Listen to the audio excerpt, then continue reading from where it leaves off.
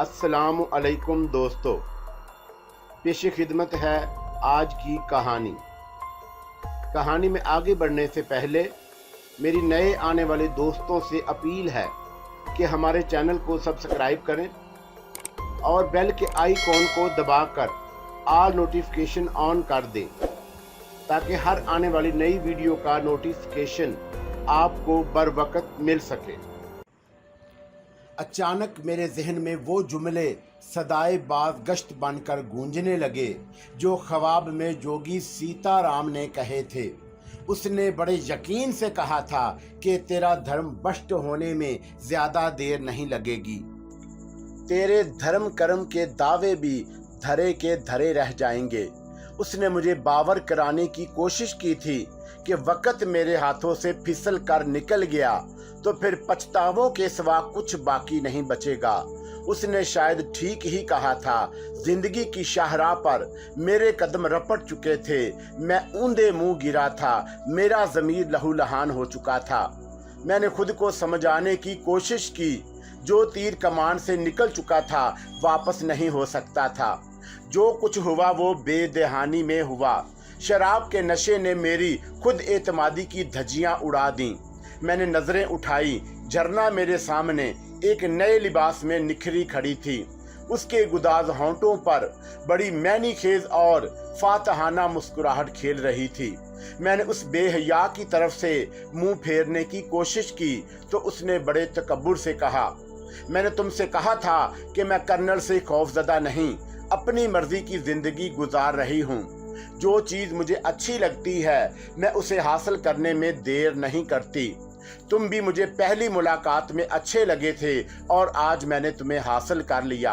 अगर कर्नल को मैंने कमज़ोर आवाज़ में उसे हालात की संगीनी का एहसास दिलाने की कोशिश की। जहन्नम में गया कर्नल, उसने नफरत से कहा, फिर अपनी जुल्फों को सर के झटके से पुश्त की जानब उछालते हुए बड़ी ढटाई से बोली, मैंने तुमसे गलत बयानी की थी। कर्नल किसी दोस्त की मौत में शिरकत करने नहीं गया। वो अपने बूढ़े और खोसट दोस्तों के साथ इस वक्त सुंदरबन के इलाके में किसी शिकार के पीछे भटक रहा होगा। शिकार मिल जाने के बाद भी उसका निशाना गलत हो सकता है, लेकिन मेरा निशाना कभी खता नहीं होता। अनानास के जूस में क्या मिला था, मैंने शिकस्त लहजे में सवाल किया। मेरी फतेह और तुम्हारी शिकस्त। उसने मुझे तेज नजरों से घूरा, फिर गुदाज होंठों पर एक जानदार तबस्सुम बिखेर कर बोली, मैं जिस संगे मील को अबूर कर लेती हूँ उसकी जानब पलट कर देखना मेरी फितरत के खिलाफ है। लेकिन अगर तुम चाहो तो हमारी दोस्ती बरकरार रह सकती है। क्या कर्नल को इल्म है कि वो अंधा नहीं है? झरना के तेवर यकलख्त खराब हो गए। किसी जख्मी शेरनी की तरह बफरी हुई आवाज में बोली, उसने मेरे साथ जो धोखा किया था उसकी सजा उसे जिंदगी के आखिरी सांसों तक मिलती रहेगी। उसने होंठ चबाते हुए बात जारी रखी, कभी मैं सबसे ज्यादा महंगी मॉडल हुआ करती थी। कर्नल से मेरी पहली मुलाकात एक फैशन शो में हुई। उसने मुझे बताया कि उसे मुसव्वरी का शौक जुनून की हद तक है। उसने मुझे अपनी स्टडी के लिए वक़्त देने की दरख्वास्त की। मुझे उसकी माली हालत का अंदाज़ा था। मैंने 1 घंटे के इवज़ उससे एक भारी रकम का मुतालबा किया। मेरा ख्याल था कि मॉडल स्टडी के लिए कोई मुसव्वर इतनी बड़ी रकम देने पर आमादा नहीं होगा, लेकिन कर्नल ने मोल भाव नहीं किया, मेरा मुआवजा कबूल कर लिया। मगर उसने पहले ही रोज़ मेरे साथ धोखा किया, मुझसे मेरी पाकीज़गी छीन ली। मैं उसकी कोठी में उसके रहमो करम पर थी, लेकिन मैंने उसी दिन तय कर लिया कि कर्नल को तमाम जिंदगी सिसका सिसका कर मारूंगी। उससे ऐसा इंतकाम लूंगी कि मरने के बाद भी उसे कब्र में चैन ना मिले। और मैं बल आखिर कामयाब हो गई। वो एक तवक्कुफ को खामोश हुई, फिर अपने उड़िया कद आदम तस्वीर की तरफ देखकर बोली, तुम यहाँ मेरी जितनी तस्वीरें देख रहे हो, कर्नल की इससे ज्यादा घिनौनी तस्वीर मेरे कब्जे में हैं। वो मेरे साथ शादी करने पर मजबूर था। इनकार करता तो मुआशरे में किसी को मुंह दिखाने के काबिल ना रहता, लेकिन वो समझदार आदमी है। हालात से समझौता करना मजबूरी थी, अब वो घुट घुट कर मर रहा है और मैं अपनी मर्जी की जिंदगी गुजार रही हूँ। झरना मुझे अपनी और कर्नल की जो रूदाद सुना रही थी उसमें वो कहाँ तक हक बजानब थी और कर्नल किस हद तक कसूरवार था, मुझे इससे कोई गर्ज नहीं थी। मगर मैं बहरहाल एक खूबसूरत नागन के अंधे इंतकाम का शिकार हो चुका था। मैं जाने के इरादे से कमरे से निकलकर ऊपर आया तो वो मुझे बाहर तक छोड़ने आई। मैं रुखसत होने लगा तो उसने मुस्कुराकर कहा, तुम्हें एक दोस्ताना मशवरा दे रही हूँ, बुखारी की किसी बात से इनकार मत करना। वो बड़ा खतरनाक और साजिशी तबीयत का मालिक है, तुम भी अनाड़ी हो, उसकी चालों को नहीं समझ सकोगे। आपके मशवरे का शुक्रिया, मैंने सपाट लहजे में जवाब दिया। वो मेरे तंज को बड़ी खंदा पेशानी से बर्दाश्त करते हुए बोली, मैं महसूस कर रही हूँ कि इस वक्त मेरे पास तुम्हारी समझ में नहीं आएगी, लेकिन अगर कोई मुश्किल दरपेश हो तो मुझे याद कर लेना, शायद मैं तुम्हारी कोई मदद कर सकूं। मैं जवाब देने की बजाय तेज तेज कदम उठाता कोठी से बाहर आ गया। जो तूफान आकर गुजर चुका था उसके बारे में सोचना फजूल था, लेकिन एक तलख तजर्बे से गुजरने के बाद मैंने दोबारा फूंक फूंक कर कदम उठाने का मुस्मिम इरादा कर लिया। रास्ते भर में अपने मुस्तकबल के लिए मंसूबे बनाता रहा। मैंने तय कर लिया कि अब दोबारा कभी कर्नल की कोठी की सिमत रुख नहीं करूंगा। बुखारी के ज़मन में भी मैंने मुहतात रवैया इख्तियार करने की ठान ली, लेकिन कल क्या होने वाला है ये कोई नहीं जान सकता।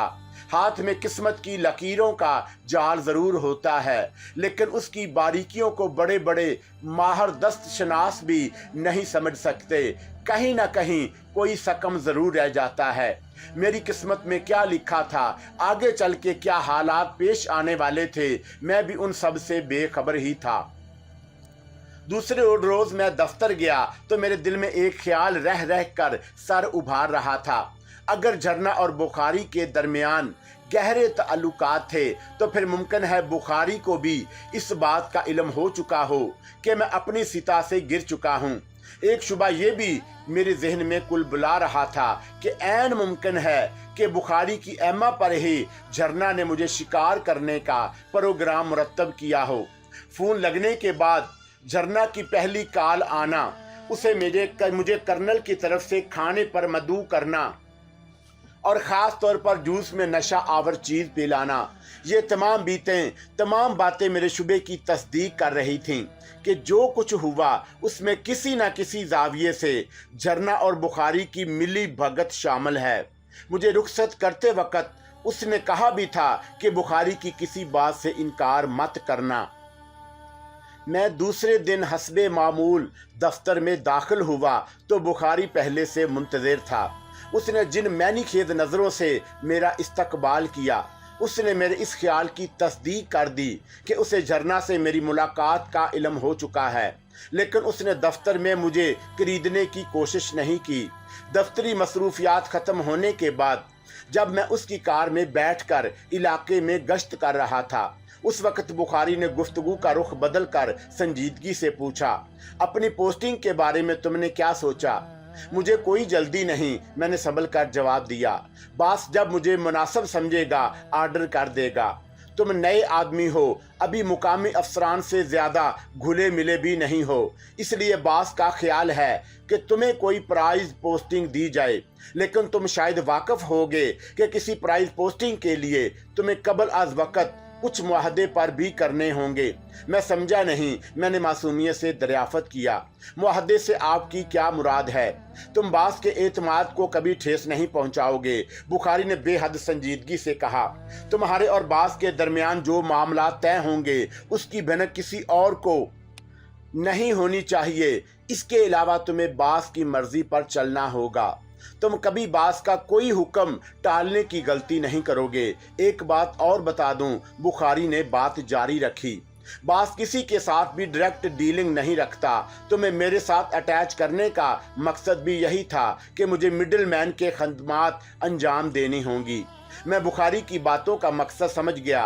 कुछ दिन कबल उसने कहा था कि मेरी पोस्टिंग के सिलसिले में बास को या उसे कोई जल्दी नहीं, और अब वो अज खुद जल्दबाजी का मुजाहरा कर रहा था। उसके चेहरे के तासरात बता रहे थे कि वो मुझसे मेरा आखिरी फैसला सुनना चाहता है। क्या हम खुलकर साफ साफ लफ्जों में बात नहीं कर सकते? मैंने संभल कर कहा। मैं भी यही चाहता हूँ कि बात खुलकर और बेधड़क हो। बुखारी पहलू बदल कर बोला, मैंने तुम्हारे लिए जिस पोस्टिंग के बारे में गौर किया है वहाँ की माहाना आमदनी 1 लाख से भी ज्यादा है। कोई पुराना घाग और तजर्बाकार अफीसर हो तो 40-50 हज़ार ज्यादा भी कमा सकता है, लेकिन मैं तुम्हारे ऊपर ज्यादा बोझ नहीं डालूंगा। बुखारी एक लम्हे को खामोश हुआ, फिर बेहद संजीदगी से फैसला कुन लहजे में बोला, तुम्हें हर माह 60,000 रुपए मेरे जरिए बास की खिदमत में पेश करने होंगे। तुम आज मुझे ग्रीन सिग्नल दो, कल तुम्हारे आर्डर हो जाएंगे। क्या ये जरूरी है कि मुझे रकम आपको देनी होगी? मैंने कुछ सोच कर कहा, मेरा मतलब ये है कि क्या मेरे और बास के दरमियान बात नहीं हो सकती? हो भी सकती है, लेकिन अभी नहीं। बुखारी मैनी खेद अंदाज में मुस्कुराया, तुम्हें कम अज कम 1 साल तक ये साबित करना होगा कि तुम वफादार हो।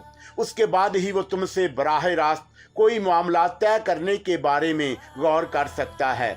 मेरा ख्याल है कि मैं आपको पहले भी बता चुका हूँ कि मैं जो काम भी करता हूँ वो ईमानदारी से और कानून की हदूद में रहकर करता हूँ। मैंने साफ गोई से जवाब दिया। पटना की बात और थी मेरे दोस्त, ये ढाका है जहाँ कानून से ज्यादा बास का हुक्म चलता है। उसने सपाट लहजे में जवाब दिया। ऐसी सूरत में आपसे एक ही दरख्वास्त कर सकता हूँ। वो क्या? उसने मुझे वजाहत तलब नजरों से देखा। आप मेरी तैनाती के आर्डर किसी ऐसी जगह करा दें जहां मैं किसी गैर कानूनी काम में मुलव्वस होने से महफूज रह सकूं। मैंने खुलकर अपना अंदिया बयान किया तो बुखारी बल खाकर रह गया। फिर थोड़े तवक्कुफ के बाद खुद पर काबू पाते हुए बोला, मेरा मशवरा है कि तुम ईमानदारी का भूत अपने जहन से निकाल दो, इसी में तुम्हारी बेहतरी है। और अगर मैं आपका मशवरा कबूल करने से इनकार कर दूं तो मैं सिर्फ इतना कहूंगा कि तुम खुद अपने पैरों पर कुल्हाड़ी मारने की हमाकत करोगे। बुखारी का जवाब बड़ा मैनीखेज था। यही समझ लें, मैंने बदस्तूर खुश्क आवाज में कहा। जवाब में बुखारी ने मुझे ऐसी नजरों से देखा जैसे वो मेरी हमाकत पर दिल खोल कर कहका लगाना चाहता हो। उसके अंदाज में तकब्बुर था, खुद एतमादी थी, एक तरह का चैलेंज भी था जिसे मैं इस वक्त पूरी तरह ना समझ सका। कुछ देर तक वो मेरे बारे में सोचता रहा, फिर बोला, मैं कोशिश करूंगा कि बास तुम्हारे सिलसिले में कोई नरम रवैया अख्तियार करे, मगर वादा नहीं कर सकता। लेकिन मुझे अंदाजा हो गया है कि बास आपको किसी बात से इनकार भी नहीं करेगा। मैंने उसे शीशे में उतारने की कोशिश की। मुझे यकीन था कि तुम ऐसी ही कोई बात कहोगे। बुखारी ने लापरवाही से जवाब दिया, मैंने बात से पहले ही इस ख्याल का अजहार कर दिया था कि तुम टेढ़ी खीर हो।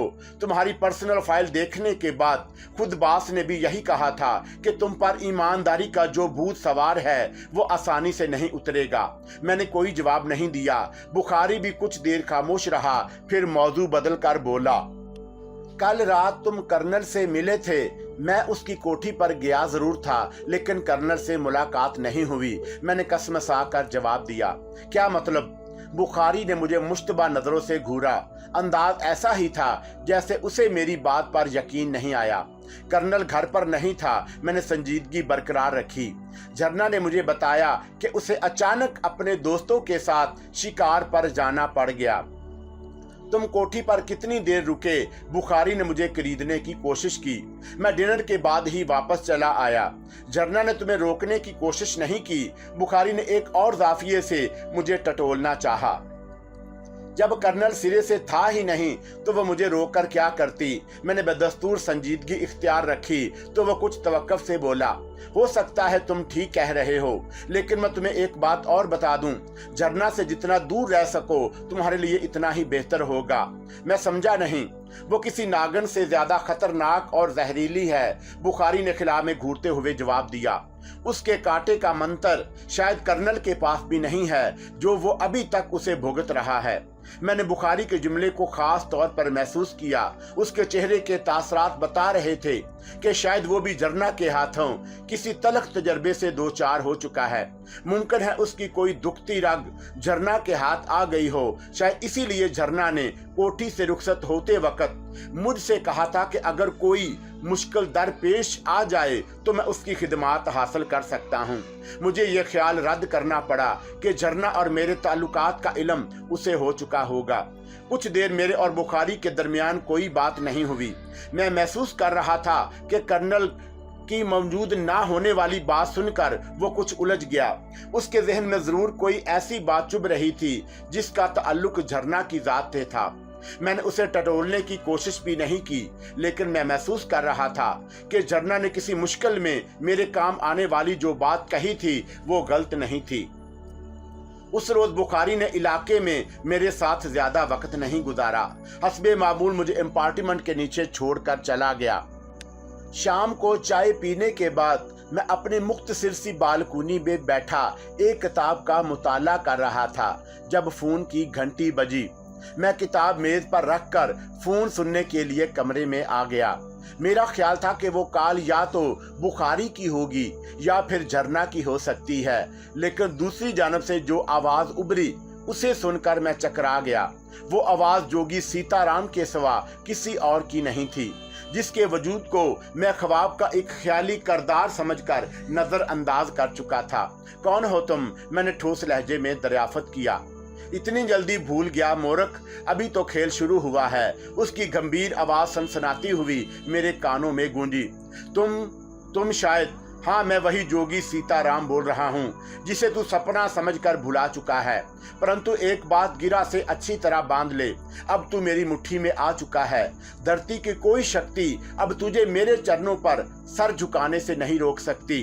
तुझे गुरु के सिवा कोई दूसरा मिनश शरण नहीं देगा।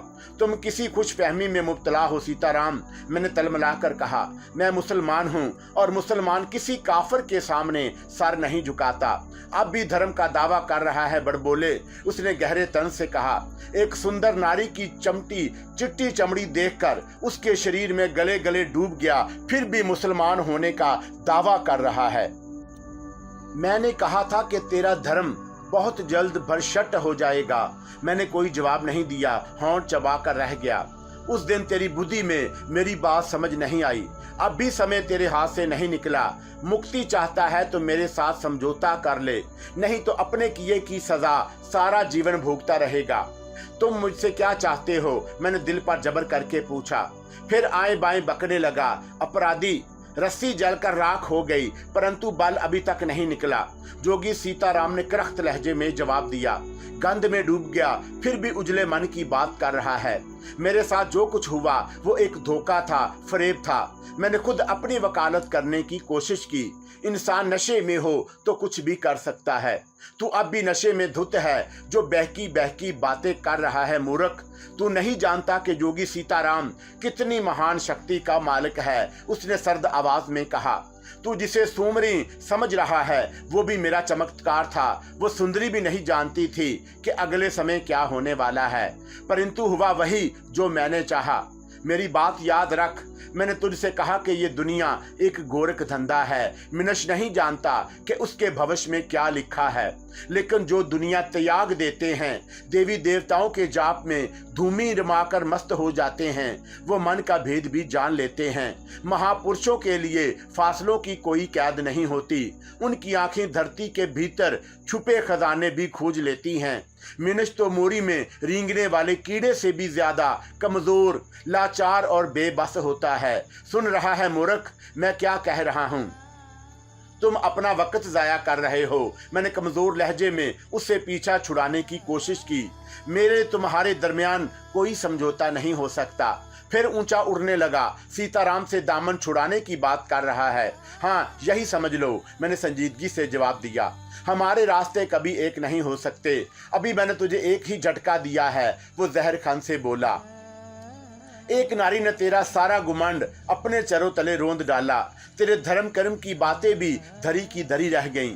तू आकाश की बुलंदियों पर उड़ने के सपने देख रहा था। मैंने तुझे एक सुंदरी के जाल में उलझाकर तेरा सारा मान तोड़ दिया कि अब भी तू मेरा कहा नहीं मानेगा। जबरदस्ती के सौदे कभी कामयाब नहीं होते। मैं झल्ला गया। तुम मेरा पीछा क्यों नहीं छोड़ देते? एक बार फिर अपने गिरेबान में झांक कर देख ले मूर्ख, वरना ऐसी सजा दूंगा कि धरती पर किसी को मुंह दिखाने के काबिल नहीं रहेगा। इस बार उसने बड़े सर्द लहजे में कहा। उसके बोलने का अंदाज बता रहा था कि वो जो कुछ कह रहा है उसको कर गुजरने की कुव्वत भी रखता है। तुम मुझसे क्या समझौता करना चाहते हो? मैंने सफाट आवाज में दरियाफ्त किया। पहले मैंने तुझसे कहा था कि मैं तेरी सारी कठिनाइयां दूर कर दूंगा, तू केवल मेरा एक कहा मान ले, परंतु तूने मेरी बात नहीं मानी। इस कारण मैंने तेरा धर्म भ्रष्ट करने के लिए झरना के सुंदर शरीर को चुना। अब समय तेरे हाथ से निकल चुका है। अब तुझे हर हाल में मेरे इशारों पर चलना होगा, मेरी हर बात माननी होगी। उसके लहजे में तकब्बुर था, फिरौनियत थी। अब डुगडुगी मेरे हाथ में है, डोर का दूसरा कोना तेरे हाथ से निकल चुका है। अब समझौते की बात तुझे शोभा नहीं देती। क्या तुमने सिर्फ इतनी सी बात कहने के लिए मुझे फ़ोन किया था? मैं फिर झल्ला गया। बिन जल के मछली की तरह तड़प रहा है, जोगी सीताराम ने ठोस आवाज में कहा। मुझसे पीछा छुड़ाने के लिए कोई उपाय सोच रहा है, लेकिन अब ऐसा नहीं होगा। अब तुझे मेरे चरणों पर नाक रगड़कर मुझसे सहायता की भिक्षा मांगनी पड़ेगी। मैं तुझे बताऊंगा अपराधी के किसी महान जोगी का अपमान करने की सज़ा क्या होती है। मैंने तुझे आकाश की बुलंदियों पर ले जाने की कोशिश की थी, लेकिन अब तू सदा धरती पर ही एड़ियां रगड़ता फिरेगा। जो कुछ मुकद्दर में लिखा होता है वो ज़रूर पूरा होता है, मैंने तलमलाकर जवाब दिया। उसकी बेहुदा बकवास मेरी रगों में दौड़ते खून की हिद्दत और गर्दश तेज कर रही थी। तुम कोई खुदाई फौजदार नहीं हो जो मुझे अपनी मर्जी पर चलने पर मजबूर कर दोगे। फिर सोच ले, मैं तरस खाकर तुझे सोचने का एक आखिरी मौका और दे रहा हूँ। उसने खतरनाक अंदाज में जवाब दिया।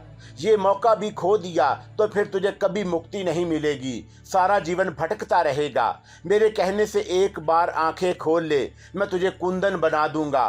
तू जो चाहेगा वो पा लेगा। धरती की सारी सुंदरियां तेरी बाहों में मचलने को अपने लिए एक मान समझेंगी। बुखारी और रहीमुद्दीन जैसे मिनश भी तेरे आगे पीछे हाथ बांधकर घूमना अपने लिए इज्जत समझेंगे। तू जो मन में सोचेगा वो अवश्य पूरा होगा, परंतु तूने अगर घर आती लक्ष्मी को ठोकर मार दी तो फिर इस धरती पर तुझे जोगी सीताराम की मर्जी के बगैर कहीं सांस लेने की जगह भी नहीं मिलेगी। ठीक है, मैंने खुश्क लहजे में उसे अपना फैसला सुना दिया। तुम जो मर्जी आए करते रहो, लेकिन अब दोबारा मुझे फ़ोन करने की गलती मत करना। बहुत ऊंचे सुरों में बोल रहा है मुसले, आज बोल ले, लेकिन कल तुझे मालूम हो जाएगा तूने क्या खोया है और क्या पाया। सीताराम ने अपना जुमला मुकम्मल करके फ़ोन बंद कर दिया। मेरा जहन भटकने लगा। मैं नहीं जानता था कि जोगी सीताराम कौन था, क्यों मेरे वजूद के साथ जोंक की मानद चिमटने की कोशिश कर रहा था, मुझसे क्या चाहता था। लेकिन उसने झरना वाली बात की तफसील सुनाने के बाद मुझे हैरान ज़रूर कर दिया था। मेरा दिल गवाही दे रहा था कि सीताराम ने मुझे जो धमकी दी है वो उसे अमली जामा पहनाने से गुरेज नहीं करेगा, लेकिन मेरा जहन उसकी बेसरोपा बातों की नफ़ी कर रहा था। बच्चों की कहानियों की बात और है, जिसमें खमीदा नाक वाला कोई जादूगर किसी बच्चे को अपनी लकड़ी सुंघा कर अपना मती और फरमाबरदार बना लेता है। अलफ लैला की दास्तान भी मन घड़त है। जादुई अंगूठी और करामाती चिराग भी महज इंसानी जहन की इख्तरा है। फूंक मारकर किसी जीते जागते इंसान को पत्थर का मुजस्मा बना देना शोबदेबाजी और नज़रमंदी का कमाल तो हो सकता है, लेकिन हकीकत में ऐसा नहीं होगा। मैं कोई दूध पीता बच्चा भी नहीं था जो आसानी से किसी लादीन के अशारों पर कपड़े उतार कर नाचने लगता। झरना की जुल्फ़ों का शिकार हो जाना मशरूब में किसी नशा आवर शय की अमीज़श के अलावा मेरी फितरी कमज़ोरी भी हो सकती थी। उड़िया तस्वीरों और एक जीती जागती बरहना औरत ने जिन हालात और जिस माहौल में मेरे आसाब को बेकाबू कर दिया वो मेरे अलावा किसी और को भी गुमराह कर सकते थे। इस बात से इनकार नहीं किया जा सकता कि रुए ज़मीन पर इंसान ही वो सबसे कमज़ोर मखलूक है जो सबसे पहले बहक जाता है, तकलीफ़ की शिद्दतों को ज़्यादा देर बर्दाश्त नहीं कर सकता, ख्वाहिशात का गुलाम बनकर खुद को हालात के धारे पर छोड़ देता है। एक कमज़ोर लम्हा, एक ज़रा सी भूल उसे अर्श से उठाकर फर्श पर फेंक देती है, फिर वो तमाम ज़िंदगी अपने किए की सज़ा भुगतने पर मजबूर हो जाता है। मैं भी शैतान के वरगलाने में आकर बह गया। मेरी जगह कोई और बंदा बशर होता तो शायद वो भी लड़खड़ा जाता। झरना ने मुझे बताया था कि कर्नल की बहुत सारी कमज़ोरियां और मुंह बोलते सबूत उसके पास मौजूद हैं, जिनके सबब कर्नल उसे किसी बात से इनकार नहीं कर सकता। वो दोनों एक दूसरे के सामने घुटने टेकने पर मजबूर थे, लेकिन मेरी कोई ऐसी कमज़ोरी किसी जोगी सीताराम के पास नहीं थी कि मैं उसकी बातों पर सर तस्लीम खम कर देने पर आमादा हो जाता।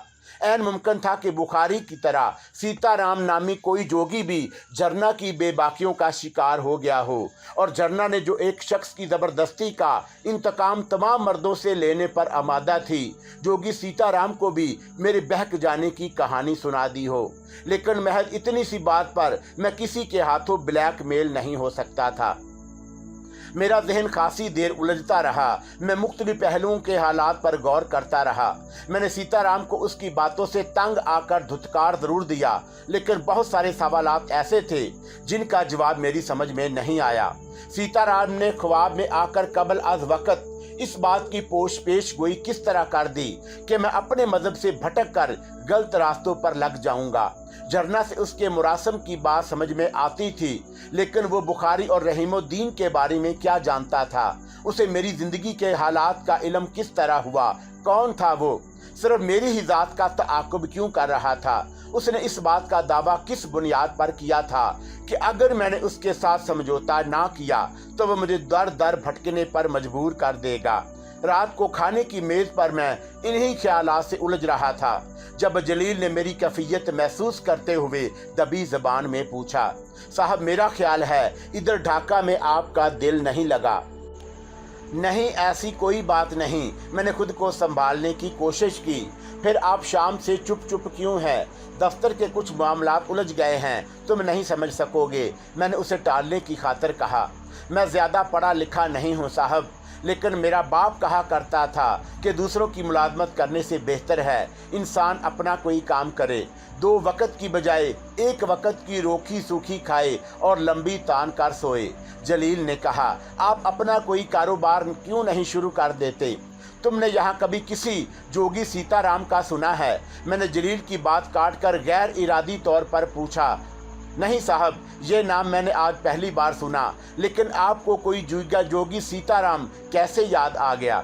यूँ ही मैंने उसका नाम दफ्तर में किसी से सुना था। मैंने उसे टालने की कोशिश की। वो संजीदगी से बोला, आप मुझसे ज़्यादा बड़े और समझदार हैं साहब, लेकिन मैं आपको किसी साधु जोगी पिंडत या पुजारी से मिलने का मशवरा नहीं दूंगा। ये लोग बड़े ख़तरनाक होते हैं।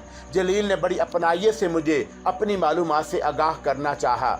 हमारे देश का जादू तो पूरी दुनिया में मशहूर है, लेकिन ये पुजारी लोग ज़्यादा दूर की कौड़ी लाते हैं। इनका भेदभाव जानना हर शख्स के बस की बात नहीं होती। मेरा बाप कहा करता था कि शैतानी कुव्वतों के मालिक होते हैं, ऊपर से सीधे सादे और मासूम नज़र आते हैं, लेकिन अंदर से बड़े जहरीले होते हैं। इनके कांटे का कोई इलाज नहीं होता। इधर ढाका में ज़्यादा नहीं होते, लेकिन सुंदरबन और कलकत्ता की तरफ बहुत ज़्यादा पाए जाते हैं। क्या ढाका में कोई मंदिर वगैरह नहीं है? मैंने किसी ख्याल के तहत पूछा।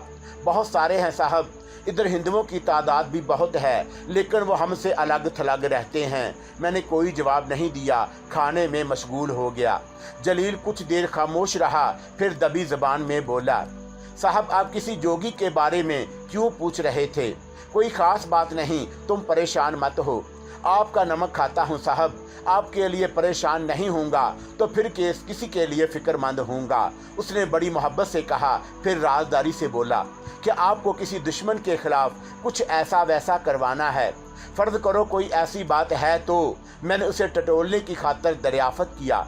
जादू टूना करने वाले तो इधर बहुत से हैं, पर कौन सच्चा है और कौन झूठा इसका अंदाज़ा लगाना मुश्किल है, लेकिन मैं दुआ करूँगा साहब कि आपको अगर कहीं किस्मत से नंगा मलंग नज़र आ जाए तो फिर आपको किसी जोगी या पिंडत पुजारी की कोई ज़रूरत नहीं पड़ेगी। नंगा मलंग? मैंने हैरत से जलील को घूरा। ये कौन है? मैंने देखा साहब, लेकिन सब यही कहते हैं वो खुदा का बहुत नेक बंदा है, जिसके लिए उनकी ज़ुबान से जो बात निकल जाती है वो पत्थर की लकीर होती है। उसके बारे में अजीबो गरीब बातें मशहूर हैं। कैसी बातें? मैंने दिलचस्पी लेते हुए पूछा।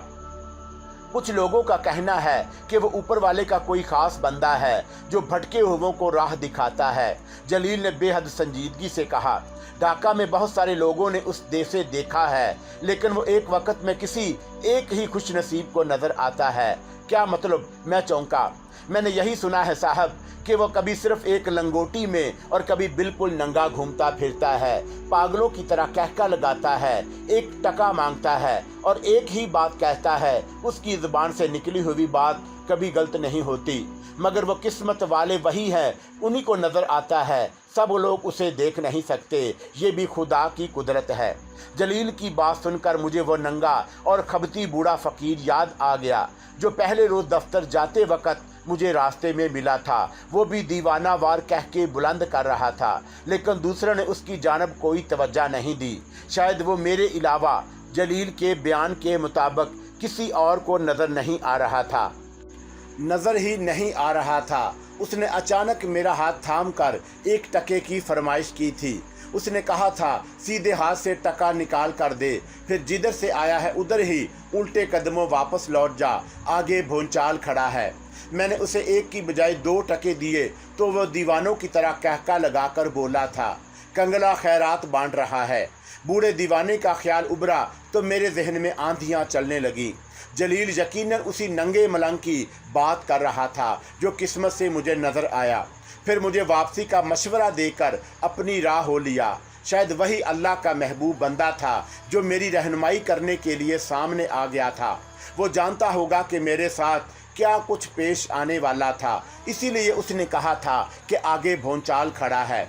उसने ढके छुपे इशारों में मुझे वापसी का मशवरा दिया था, लेकिन मैं खुदा के इस नेक बंदे का इशारा ना समझ सका और अब वक्त बहुत आगे निकल चुका था। दीवाने की सदाएं मेरे पूरे वजूद में सजाए बाज गश्त बनकर गूंज रही थीं।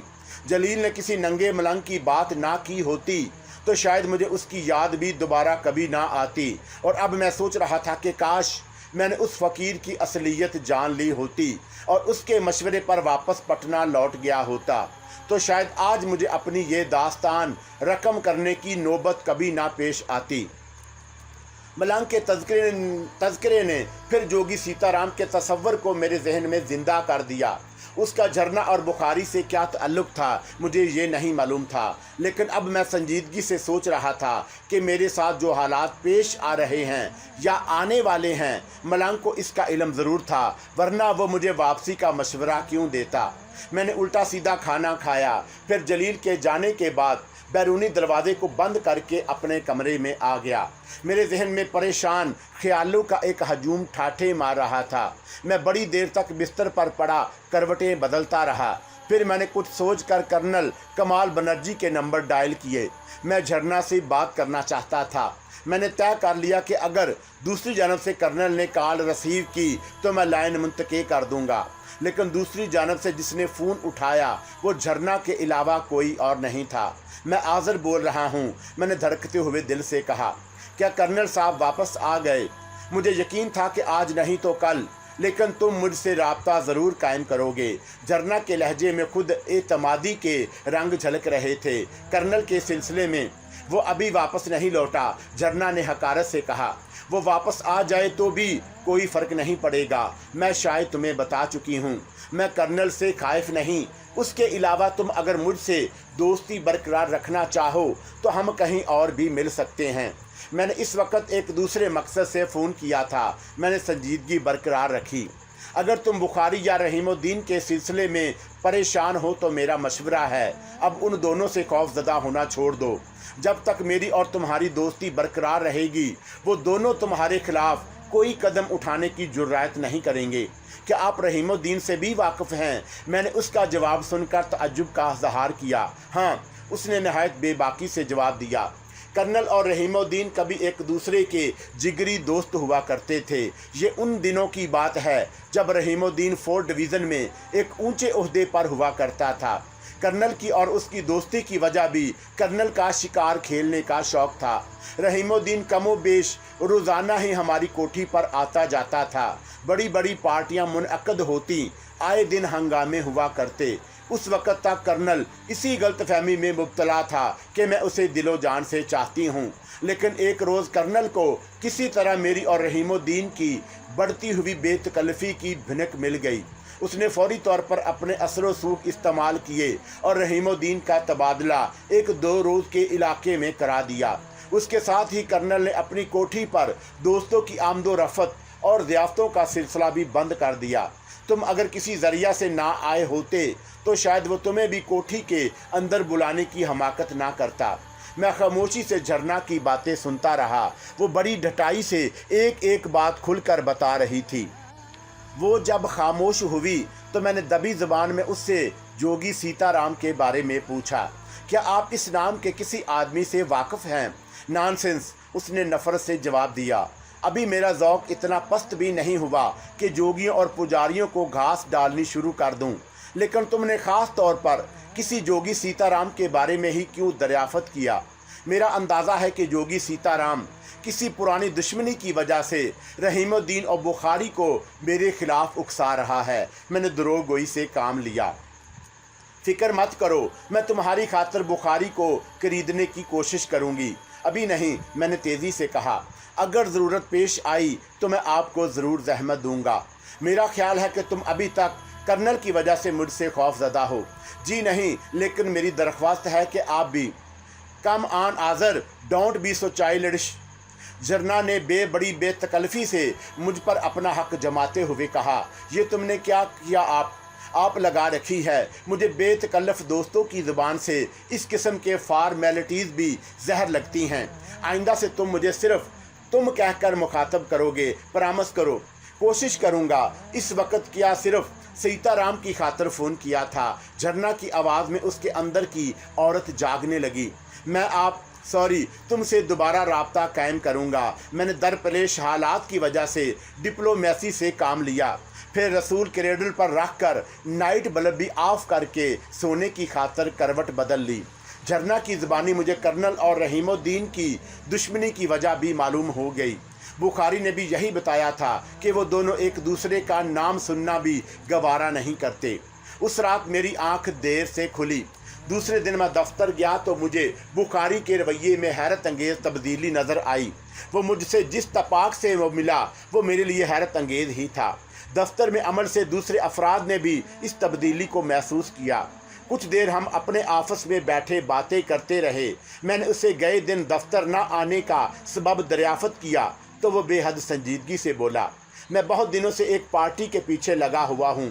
मुखबर नया है, इसलिए मेरा ख्याल था कि शायद मुझे डबल क्रॉस करने की कोशिश कर रहा है। लेकिन कल मुझे इस बात का अंदाज़ा हो गया कि मेरा शिकार अब मेरी दस्तरस से ज़्यादा दूर नहीं। बुखारी ने मुझे मुख्तसरन तफसील से आगाह करते हुए कहा, वो सोने का स्मगलर है, लेकिन भारतीय और गैर मुल्की करेंसी में भी दिलचस्पी लेता रहता है। मेरी लिस्ट पर उसका नाम था, मगर मैंने ढील दे रखी थी। क्या कोई बाअसर आदमी है? मैंने पहलू बदल कर पूछा। हाँ, हुकूमती हलकों में भी जाना पहचाना जाता है, बुखारी ने संजीदगी से जवाब दिया। यहाँ बड़ी मछलियों पर हाथ डालने से बेशतर बहुत कुछ सोचना पड़ता है। ख़ास तौर पर ऐसे अफराद से तो बहुत ज़्यादा मोहतात रहना पड़ता है जो कभी हुकूमती मशीनरी का कुल पुर्जा भी रह चुके हों। आईसी, मैं दिलचस्पी लेते हुए बोला, क्या हमारा मतलूबा शिकार भी काबीना में रह चुका है या किसी बड़े ओहदे पर फायज था? 2-4 रोज़ की बात और है। बुखारी किसी माहिर शिकारी के अंदाज में ज़ैर लब मुस्कुराया। मैं कोशिश करूंगा कि इस केस में तुमको भी अपने साथ रखूं। इस बहाने तुम यहाँ के हालात का कुछ अमली तजर्बा भी हो जाएगा। बुखारी मुझे अपने किसी केस के बारे में मोटी मोटी तफसील बताता रहा। मैं महसूस कर रहा था कि वो हर मामले में बहुत मोहतात रहकर काम करने का आदी है। दोपहर को खाने के वक्त वो मुझे अपने साथ दफ्तर की कैंटीन में ले गया। वहाँ भी हम दूसरों से कदरे अलग एक गोशे में बैठे बातें कर रहे थे। मैं उसकी बातों से अंदाज़ा लगा रहा था कि वो जिस शिकार की बात कर रहा है उसके गिर्द उसने बड़ा मजबूत जाल बिछा रखा है। क्या बहुत बड़ा कंसाइनमेंट हाथ आने की उम्मीद है? मैंने दबी ज़बान में पूछा तो वो मुस्कुराने लगा। मैं बिला वजह खुशफहमी का शिकार नहीं हो सकता है हमारे हाथ कुछ भी ना लगे, और ये भी मुमकिन है कि मौजूदा केस हमारे लिए एक रिकॉर्ड साबित हो। जो कुछ मैं सोच रहा हूँ उससे ज़्यादा हाथ लग जाए। क्या वो शख्स बजाते खुद भी शामिल होगा? मैंने पूछा, फिर वजाहत करते हुए कहा, आम तौर से बड़े स्मगलर खुद सामने नहीं आते, उनके कारिंदे काम करते हैं। वो खुद दूर रहकर उनकी निगरानी करते हैं ताकि किस्मत का पांसा अगर सीधा ना पड़े तो उन्हें बचाने की खातिर हाथ पैर मार सकें। आम तौर से ऐसा ही होता है, लेकिन कभी कभी मरी मछलियाँ खुद भी आगे आगे रहती हैं ताकि बात को मौके पर ही निपटाया जा सके।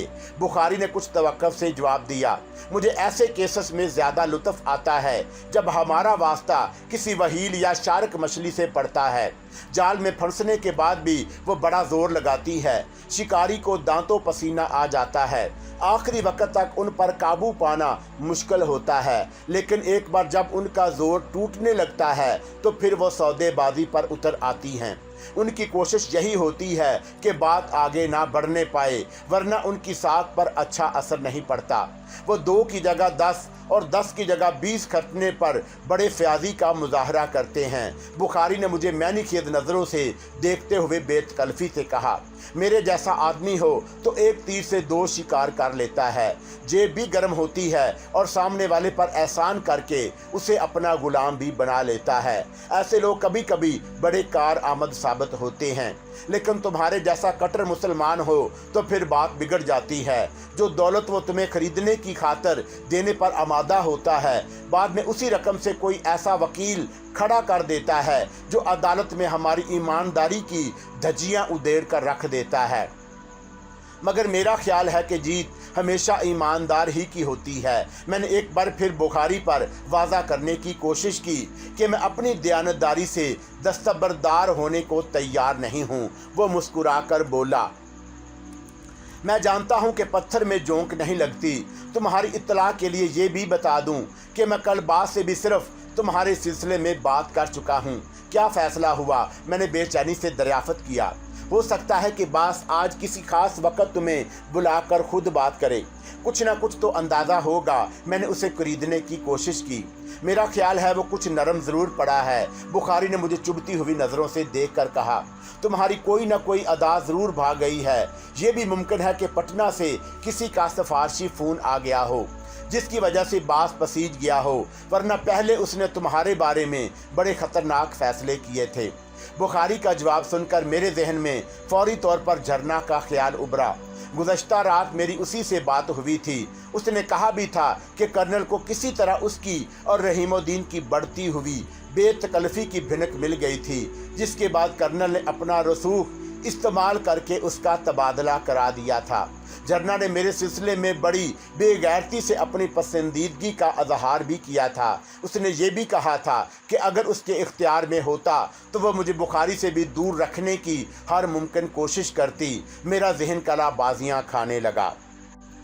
दूसरे दिन मैं बास रहीमुद्दीन के कमरे का दरवाज़ा खोलकर अंदर दाखिल हुआ।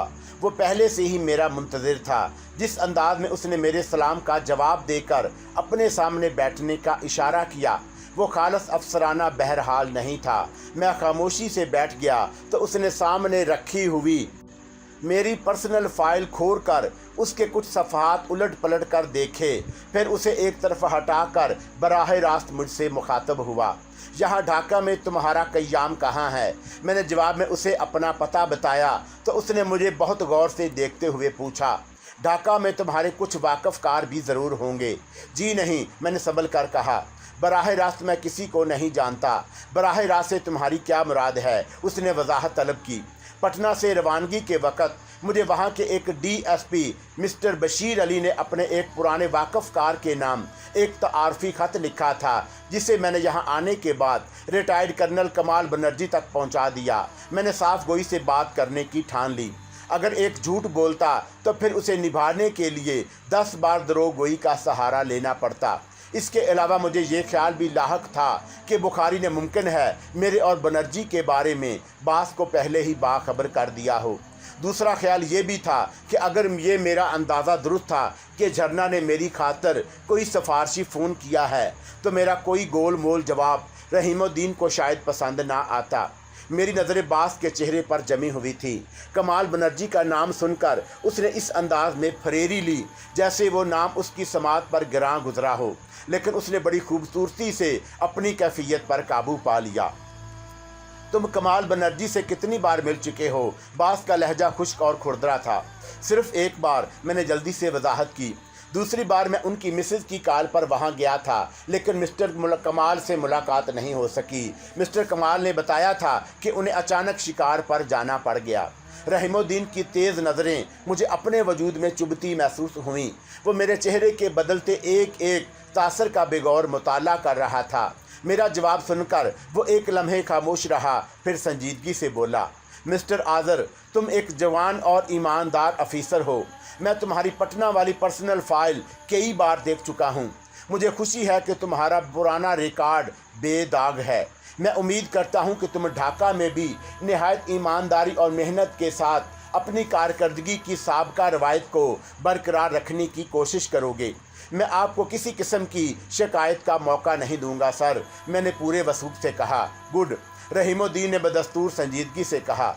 मैंने उस वक्त तुम्हें ख़ास तौर पर तुम्हारी पोस्टिंग करने के सिलसिले में तलब किया है। तुम किसी किस्म की पोस्टिंग पसंद करते हो? मेरा मतलब है कोई मखसूस फील्ड जिसमें तुम्हें ज़्यादा दिलचस्पी हो।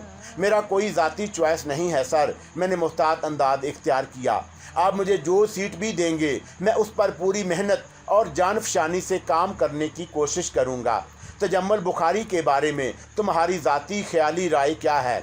वो एक तजर्बाकार अफीसर है सर, मैंने पहलू बदल कर जवाब दिया। मैंने उनके साथ रहकर मुख्तसर मुद्दत में बहुत कुछ सीखा है। मेरा ख्याल है कि मैं तुम्हें कुछ अरसे के लिए एंटी स्मगलिंग ब्रांच में लगा दूं, रहीमुद्दीन ने कुछ तवक्कुफ से कहा। बुखारी आजकल एक दो अच्छे और बड़े केसेस पर काम कर रहा है। तुम उसके साथ रहकर बहुत जल्द यहाँ भी अपना मकाम बना सकते हो। ठीक है सर, मैंने मुख्तसरन जवाब दिया। सरोज के दिए हुए सिग्नल के पेश नज़र मैं एक एक हरफ बहुत नाप तोल कर इस्तेमाल कर रहा था, लेकिन अभी तक रहीमुद्दीन की किसी हरकत से ये नहीं महसूस कर सका कि वो मेरी बातें टेप कर रहा होगा। वैसे ये मुमकिन था कि मेरे दफ्तर में दाखिल होने से बेशतर ही किसी खुफिया टेप रिकॉर्ड का स्विच ऑन कर दिया गया हो। सरोज ने जो जुमला राजदारी से मेरे लिए तहरीर किया था वो बिला वजह नहीं रहा होगा। एक बात का ख़ास रखना, रहीमुद्दीन ने मेरी जवाब सुनकर कहा। मैं किसी किस्म की सिफारिश पसंद नहीं करता। हर अफीसर की ज़ाती कारकर्दगी ही उसकी सबसे बड़ी सिफारिश होती है। मेरे अमले में कुछ लोग ऐसे भी हैं जो ज़ाती फ़ायदे को पसंद करते हैं। मैं उनको बखूबी जानता हूँ, लेकिन वो कभी तरक्की नहीं कर सकेंगे। जिस दिन कोई बुरा वक्त आएगा उस रोज़ महकमा भी उनकी कोई मदद नहीं कर सकेगा। मैं खामोश ही रहा। कमाल बनर्जी अच्छा आदमी है, रहीमुद्दीन ने होंठ चबाते हुए कुछ सोच कर कहा। हम कभी एक दूसरे के दोस्त भी रह चुके हैं, लेकिन वो एक शक्की मजाज और झुकी शख्स है और ऐसे लोग ज़्यादा दिनों तक किसी के साथ दोस्ती नहीं निभा सकते, बहुत जल्द दुनिया से कट कर रह जाते हैं। मैं बदस्तूर खामोश रहा, लेकिन यह महसूस किए बगैर ना रह सका कि बनर्जी का नाम लेते वक्त ऐसा ही लगा था जैसे बास किसी खतरनाक मुतअद्दी मर्द से बचने की खातर ज़बरदस्ती कड़वी कसीली गोलियां चबा रहा हो। ऑल राइट, तुम अब जा सकते हो। मैं 1-2 रोज़ में तुम्हारी पोस्टिंग के अहकामात जारी कर दूंगा। मैं बास को सलाम करके बाहर आ गया। सरोज ने मुझे बस एक नज़र देखा, लेकिन उसके पास 1-2 आदमी बैठे थे, इसलिए मुझे रोकने या मुखातब करने की गलती नहीं की। मैंने भी वहाँ ठहरना मुनासिब नहीं समझा। हालांकि मेरे जहन में ये ख्याल बुरी तरह कुलबुला रहा था कि इस जुमले का मतलब दरियाफ़त कर सकूं जो सरोज ने मुझे कागज़ पर लिखकर बड़ी राजदारी से दिखाया था। मैंने बुखारी को बास से होने वाली गुफ्तगू सुनाई तो वह मुस्कुरा कर बोला, बास ने तुम्हारी पोस्टिंग मेरे साथ करके बड़ी दूर अंदेशी से काम लिया है। मैं समझा नहीं, मैंने वजाहत चाही। तुम्हारी ईमानदारी अपनी जगह, लेकिन तुम्हारे हिस्से में से भी अब मुझे बास के साथ 50-50 करना पड़ेगा, क्या समझे। बुखारी ने वो बात इतनी आसानी और बेतकल्फ़ी से कह दी कि मैं उसका मुंह देखता रह गया। तुम्हें कोई एतराज़ तो नहीं होगा? जब मेरे ताल्लुक़ किसी हिस्से नखरे पे होगा ही नहीं तो भला एतराज़ का क्या सवाल। मैं सपाट लहजे में बोला। फिर सोच लो, बुखारी ने बड़ी बेतकल्फ़ी से मुस्कुराते हुए मध्यम आवाज़ में कहा, एंटी स्मगलिंग स्क्वाड को यहाँ सोने की कान कहा जाता है। साल भर बेजिगरी से काम कर लो तो तुम्हारे भी वारे न्यारे हो जाएंगे। सॉरी, मैंने भी दोस्ताना अंदाज में शाने उचका कर अपनी माजूरी का इजहार कर दिया। 2 रोज़ बाद मेरी तैनाती के अहकामात जारी हो गए। मुझे खुशी थी कि मैं ज़हनी खलफशार से छुटकारा पा गया। मैंने तय कर लिया कि बुखारी के साथ काम ज़रूर करूंगा, लेकिन किसी लेन देन में या हेरा फेरी में उसका साथ नहीं दूंगा और कोशिश करूंगा कि कागजात की तैयारी और मशीरनामा बनते वक्त दूर ही रहूं, ताकि किसी खुर्द बुर्द के सिलसिले में कसम खाने की गुंजाइश रहे। हर चंद के इस बात को भी इस तरह से दयानतदारी के खिलाफ समझता था, लेकिन हालात के पेशे नज़र इसके सिवा कोई चारा भी नहीं था। जिस दिन मेरी पोस्टिंग के आर्डर हुए उसी रात सरोश ने मुझे फ़ोन किया। बातों से वह मुझे कुछ उलझा उलझा लग रहा था। मैंने सबब दरियाफ़त किया तो उसने सपाट लहजे में कहा, मेरा ख्याल है कि अगर मैंने आपकी पटना वाली पर्सनल फाइल ना देखी होती तो इस वक्त सुकून का सांस ना ले रहा होता। क्या मतलब? मैंने चौंक कर पूछा। मिस्टर आज़र, मैंने आपसे कहा था कि आपका वास्ता जिन लोगों से पड़ा है उनके हाथ बहुत लंबे हैं। दफ्तर में अगर कोई सुई भी गिरती है तो तखरीबकारों को इसकी भनक मिल जाती है। कौन क्या है मैं भी नहीं समझ सका, लेकिन बहरहाल किसी न किसी तरह गुजारा ज़रूर होता है। मैंने सरोज के लहजे को महसूस करते हुए सवाल किया, अब क्या हो गया? आपके साथ साथ मेरे तबादले के आर्डर भी हो चुके हैं। उसने लापरवाही से कहा, कल मुझे उसकी कापी मिल जाएगी। मैं समझा नहीं। मैंने हैरत का इजहार किया। आपसे क्या कसूर हो गया? फिर कभी मौका मिला तो तफसील से बताऊंगा, उसने जवाब दिया। लेकिन मैं अपने तबादले पर खुश हूँ। मुझे कलकत्ता भेजा जा रहा है। मैं वहीं से आया था। वहाँ मेरे दूसरे करीबी अजीज़दार भी रहते हैं। बास अक्लमंद आदमी है। ऐसे लोगों को छेड़ने की कोशिश नहीं करता जो उसके लिए किसी एतबार से नुकसानदा साबित हो सकते हैं। पीए की पोस्ट पर रहकर हज़ारों खुफिया बातें मालूम होती रहती हैं। शायद इसीलिए बास ने मुझे मेरे आबाई शहर पोस्ट करवा कर खुश करने की कोशिश की होगी, लेकिन तबादले की कोई वजह तो होगी। मैंने बेचैनी से दरियाफ़त किया। मैं यकीन से नहीं कह सकता, लेकिन मेरा अंदाज़ा है कि तजम्मल बुखारी को शायद शुबा हो गया कि मैं आपकी फ़ाइल में दिलचस्पी ले रहा हूँ। आई सी, मैंने हैरत का इजहार किया। फिर कुछ सोच कर बोला, आपकी जगह दूसरा आदमी कौन आ रहा है? वो बुखारी का ख़ास आदमी है। आप नहीं जानते उसे खुलना से यहाँ लाया जा रहा है। आप कब तक चार्ज छोड़ देंगे? मैंने अपनी बात जारी रखी। दरअसल मैं ये चाहता हूँ कि आप एक वक्त का खाना मेरे साथ खाएं, मुझे खुशी होगी। मैं आपकी खुशी के लिए कुछ भी कर सकता हूँ। आप मुझे पहली ही मुलाकात में भले आदमी लगे थे। मैं आपके साथ खाना खाना अपने लिए बाइस इज़्ज़त भी समझता हूँ, लेकिन हमारा मिलना मुनासिब नहीं। सरोज ने एक माकूल जवाब पेश किया। बुखारी का शुबा अगर यकीन में बदल गया तो आपके लिए दुश्वारियां भी पैदा हो सकती हैं। आपसे तफसीली मुलाकात हो जाती तो मुझे महकमे और अमले के दूसरे अफराद के सिलसिले में भी कुछ बातें मालूम हो जाती। डोंट वरी, सरोज ने बड़े खलूस से कहा। मैं कलकत्ता जाकर भी आपको फरामोश नहीं करूँगा, फ़ोन पर राब्ता रखूँगा। फ़िलहाल मैं आपको एक अहम बात बताना ज़रूरी समझता हूँ। बुखारी के साथ आपको बहुत मोहतात रहकर चलना होगा। वो अपने सिवा किसी को एंटी स्मगलिंग ब्रांच में देखना पसंद नहीं करता। मैं ढाका में गुज़श्ता 3 साल से काम कर रहा हूँ। इस अरसे में आप पहले इंस्पेक्टर हैं जिसे बुखारी के साथ लगाया जा रहा है। मुझे यकीन है कि इसमें भी बास और बुखारी की कोई गहरी चाल शामिल होगी। मैं आपकी बात की तायीद करूंगा, मैंने जवाब दिया। बुखारी ने मुझसे कहा भी था कि वो मेरे हिस्से में से भी बास के साथ 50-50 करेगा। ये बात उसने आपको एतमाद में लेने या बेतकल्फ़ी पैदा करने की खातिर कही होगी, वरना बुखारी के लिए दौलत की कोई कमी नहीं। सरोज ने एक बार फिर मुझे मोहतात रवि का मशवरा देते हुए अपने शुबे का इजहार किया। खुदा करे मेरा अंदाज़ा गलत हो, लेकिन मुझे इसमें कोई गहरी साजिश ही नज़र आ रही है। सरोज मुझे खासी देर तक अपनी खास मालूमात से आगाह करता रहा। उसने राब्ता मुंतके किया तो मैंने कमाल बनर्जी के घर के नंबर डायल किए। मैं झरना को अपनी पोस्टिंग की इतला देने के साथ साथ ये भी मालूम करना चाहता था कि उसने रहीमुद्दीन से मेरी सिफारिश की भी है या नहीं। हालात का तकाजा भी यही था कि मैं झरना के साथ कम अज़ कम गुफ्तो शनीद का सिलसिला बरकरार रखूं और तन्हाई में उससे मिलने से जहां तक मुमकिन हो दूर रहने की कोशिश करूं। वो किसी आड़े वक्त में मेरे काम आ सकती थी। तीसरी घंटी पर किसी ने रसूल उठाया तो मैं अपनी जगह संभल गया, लेकिन दूसरी जानब से झरना की बजाय कर्नल कमाल बनर्जी की ठोस हेलो की आवाज़ कानों में गूंजी तो मैंने जल्दी से लाइन काट दी। उस रात मैं सोने के इरादे से लेटा तो एक बार फिर मेरे जहन में बूढ़े मलंग का तस्वर उभर आया। उसके कहे हुए जुमले, सीधे हाथ से टका निकाल कर दे और उल्टे कदमों से जिधर से आया है उधर ही वापस लौट जा, आगे भूचाल खड़ा है, मेरे वजूद में गूंजने लगे। मैंने उस पर ज्यादा तवज्जो नहीं दी। सरोज की बातों ने गालबन मुझे इस दीवाने की कही हुई बात याद दिला दी थी।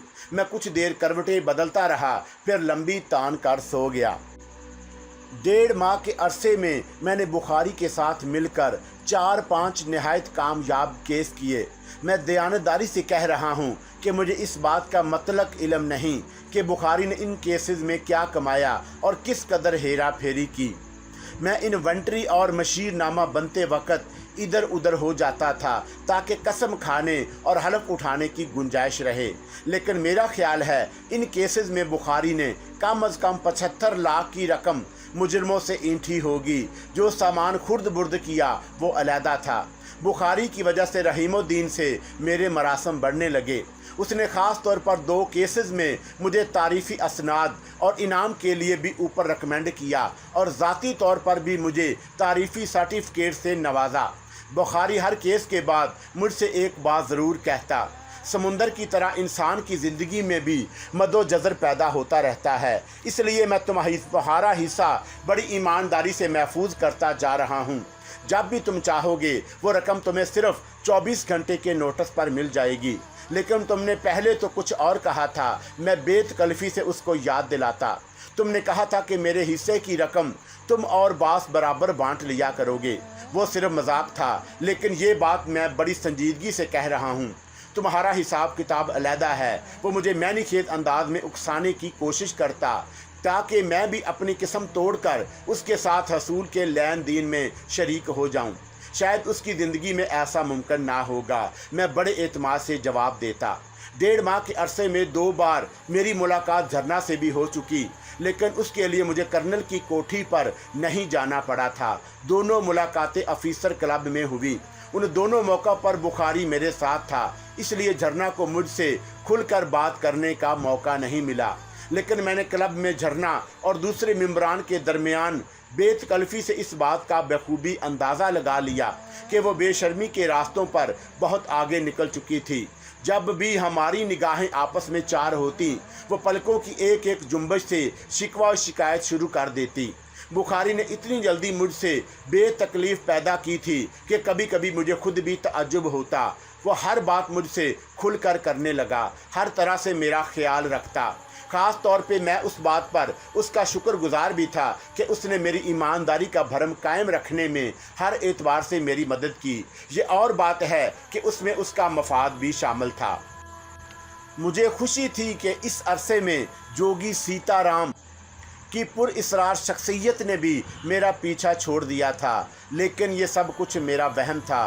काश मैं इस बात को जान लेता कि मैं जिन शाहराहों के ऊपर हंसता मुस्कुराता कदम उठा रहा था, उनके नीचे मेरे लिए एक ख़तरनाक और नाकाबिले यकीन अलाव भी दहक रहा था, जिसके भड़कते हुए शोले मुझे अपनी लपेट में लेने की खातर तेज़ी से लपक रहे थे। मुझे 9 जुलाई का वो दिन आज भी रोज़े अव्वल की तरह याद है, जब मेरी ज़िंदगी में ऐसा भौचाल आया जिसकी यादें आज भी मुझे कांप उठने पर मजबूर कर देती हैं।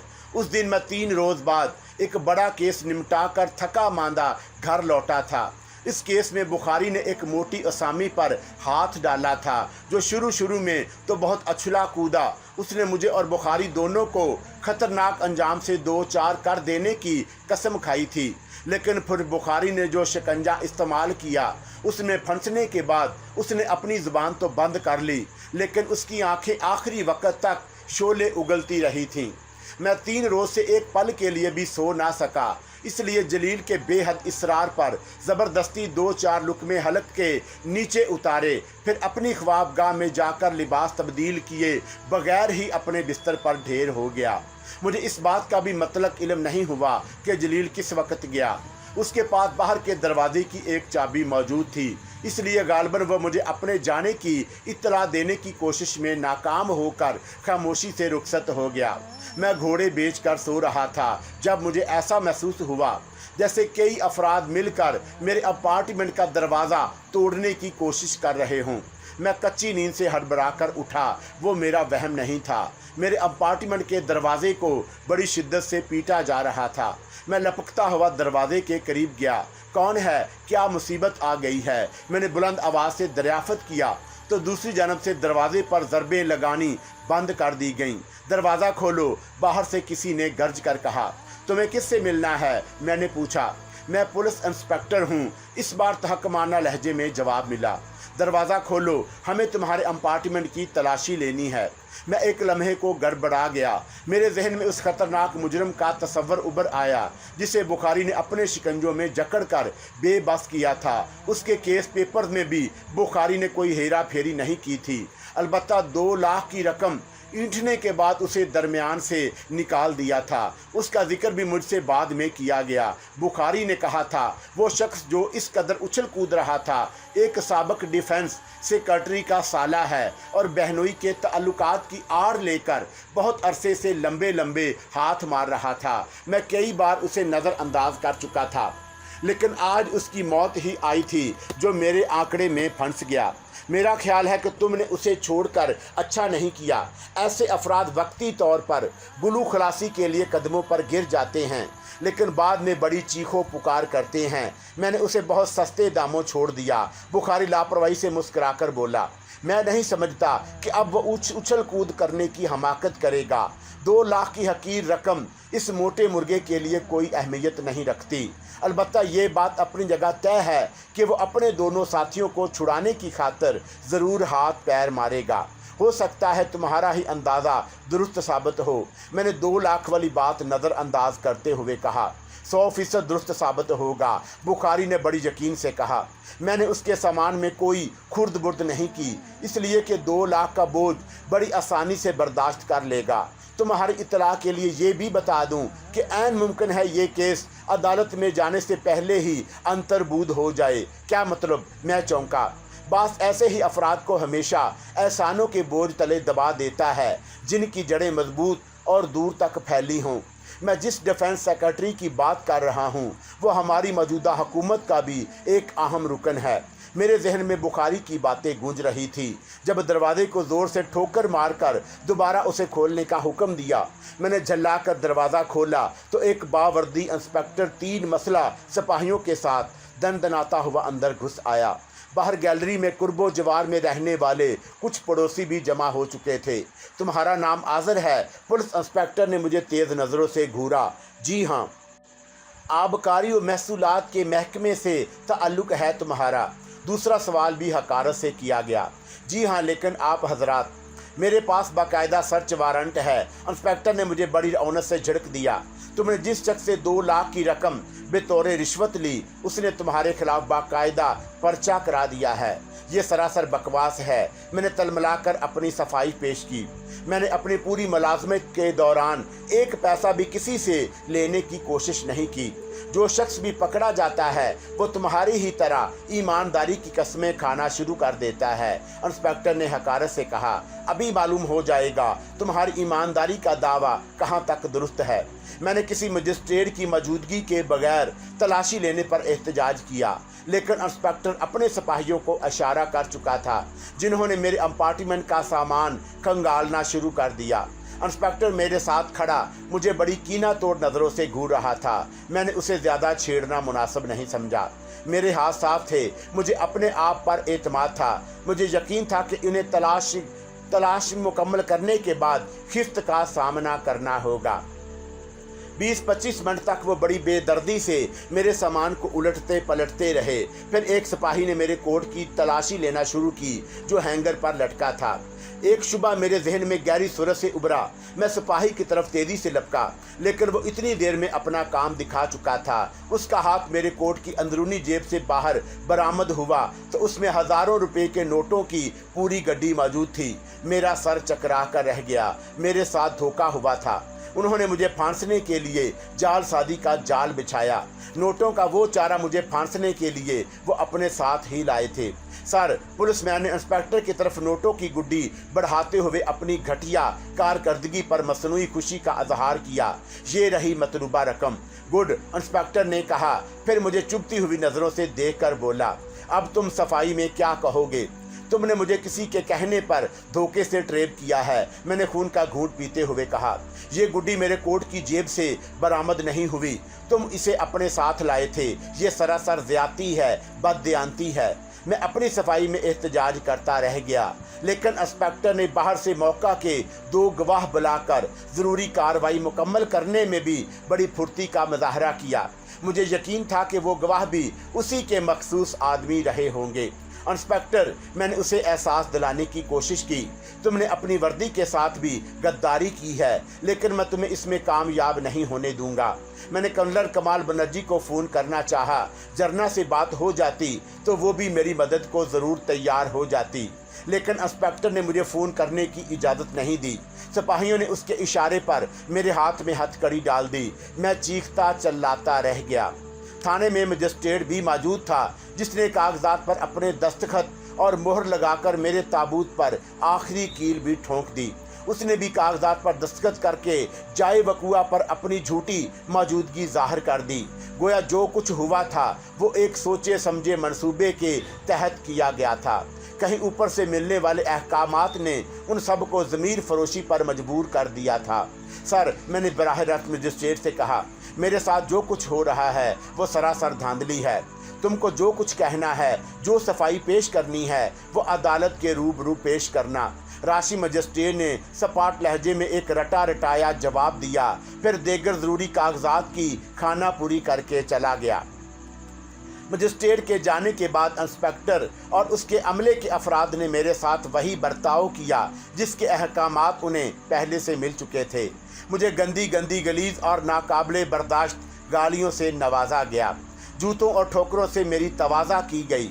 मुझे नंगा करके खुरदरे फर्श पर इधर उधर घसीटा गया। मेरे सर के बालों को बड़ी बेदर्दी से नोचा गया।